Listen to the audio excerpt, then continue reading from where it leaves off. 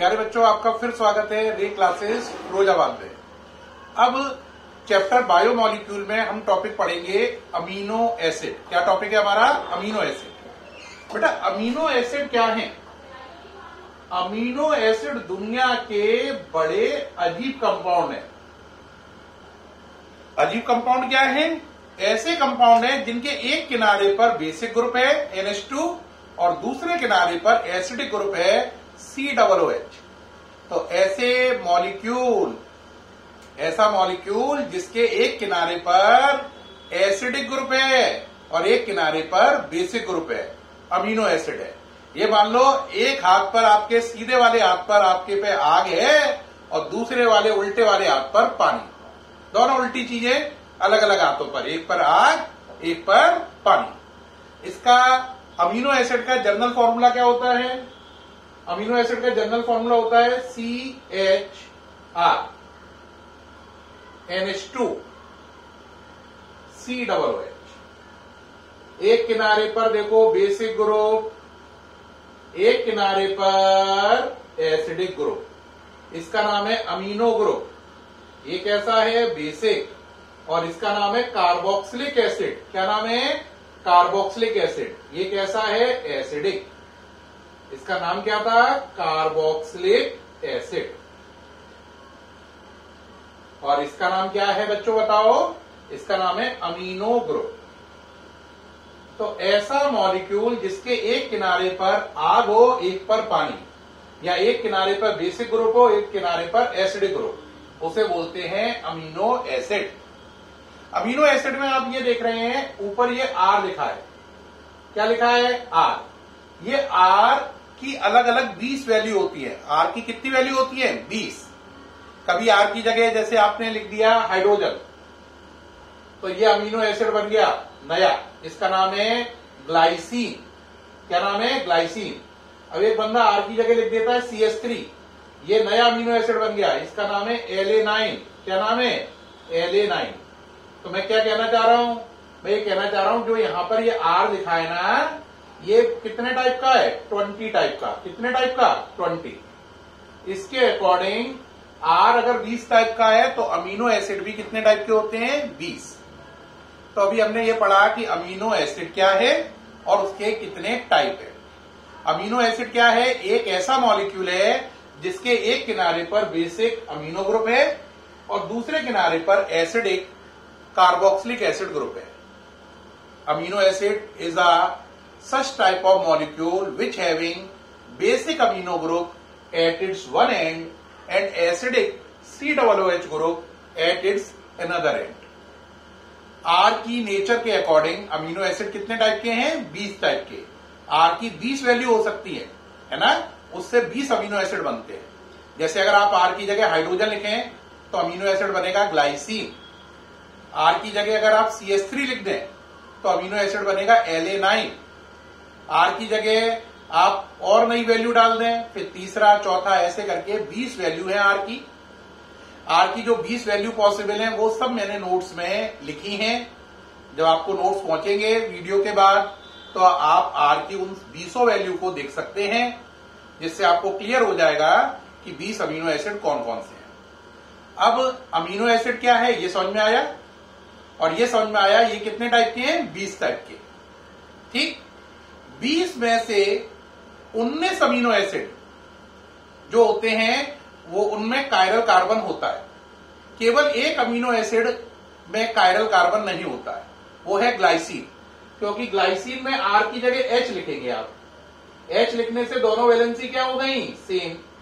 तो दुनिया में 20 अमीनो एसिड में से ग्लाइसिन जो होता है उसमें कायरल कार्बन नहीं है, केवल ग्लाइसिन में 1 नंबर में। और 2 से लेकर 20 तक के जितने हैं उन सब में कायरल कार्बन है। जैसे एक अमीनो एसिड अभी मैंने बताया था LA9, उसमें H की जगह आपने क्या लिखा? CH3। देखो अब ये कार्बन कायरल है या नहीं? ये वैलेंसी अलग, ये अलग, ये अलग, ये अलग। एक अमीनो एसिड है ग्लूटामिक एसिड, उसमें R की जगह आ जाता है CH2 COOH। देखो ये कायरल है या नहीं? तो 3 क्वेश्चन के आंसर अब आप सीख गए हैं। पहला क्वेश्चन अमीनो एसिड क्या है, दूसरा ये कितने प्रकार के होते हैं, तीसरा, इनमें से कितने कायरल हैं, कितने नॉन कायरल हैं। तीनों के आंसर एक बार दोबारा रिपीट कर रहा हूं। अमीनो एसिड क्या है, ये है question. Answer, amino acid is such type of molecule which having basic amino group at its one and and acidic COOH group at its another and. दूसरा क्वेश्चन, अमीनो एसिड कितने प्रकार के हैं। Answer, क्योंकि R 20 प्रकार का है तो अमीनो एसिड भी 20 प्रकार के होते हैं। तीसरा क्वेश्चन, कितने उसमें से 20 में से कायरल कार्बन रखने वाले हैं और कितने नहीं। आंसर, 20 में से 19 अमीनो एसिड में कायरल कार्बन होता है। केवल एक अमीनो एसिड ग्लाइसिन में नहीं होता है, क्योंकि उसमें R की वैल्यू H होती है, तो ऊपर भी H हो जाता है और नीचे भी H हो जाता है। बाकी सारे अमीनो एसिड में कायरल कार्बन होता है। अब इसके बाद नेक्स्ट क्वेश्चन आता है, अमीनो एसिड का क्लासिफिकेशन दो। अमीनो एसिड का क्लासिफिकेशन दो। तो प्यारे बच्चों, अमीनो एसिड के दो क्लासिफिकेशन है। कितने क्लासिफिकेशन है? दो। आप कहोगे कौन कौन से सर, बताइए डिटेल में। तो अमीनो एसिड के दो क्लासिफिकेशन है, दो पार्ट में डिवाइड कर दे रहे। पहला क्लासिफिकेशन C1, दूसरा C2। पहला क्लासिफिकेशन कहता है अमीनो एसिड दो टाइप के हैं, इसेंशियल और नॉन इसेंशियल। अब एक बच्चा कहेगा इसेंशियल और नॉन इसेंशियल में क्या अंतर है?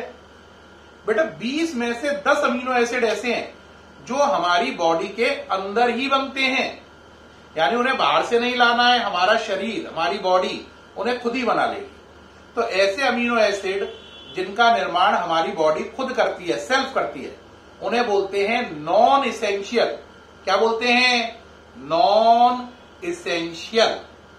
नॉन इसेंशियल कौन से हुए? जिन्हें हमारी बॉडी खुद बनाती है। इनका नंबर कितना होता है? 10। मेड बाय अवर बॉडी, या सेल्फ मेड लिख लीजिए, सेल्फ मेड, यानी अपने आप बनते हैं। कितने हैं इसमें? 10। मैं इसमें से कुछ एग्जाम्पल दे रहा हूं। एग्जाम्पल में पहला है ग्लाइसिन, दूसरा एलेनाइन, तीसरा ग्लूटामिक एसिड, चौथा एस्पार्टिक एसिड। ऐसे अमीनो एसिड जिनका निर्माण हमारी बॉडी खुद करती है, उन्हें क्या बोलते हैं? Non essential. नॉन इसेंशियल क्यों? क्योंकि उनकी हमें कोई जरूरत नहीं है, क्योंकि वो हमारे यहां खुद ही उपलब्ध है। तो those amino acid which are produced by our body are called non essential. They are 10 in number. मैंने उसमें से कितने एग्जाम्पल लिखे? 4। नाम है glycine, alanine, glutamic acid, aspartic acid.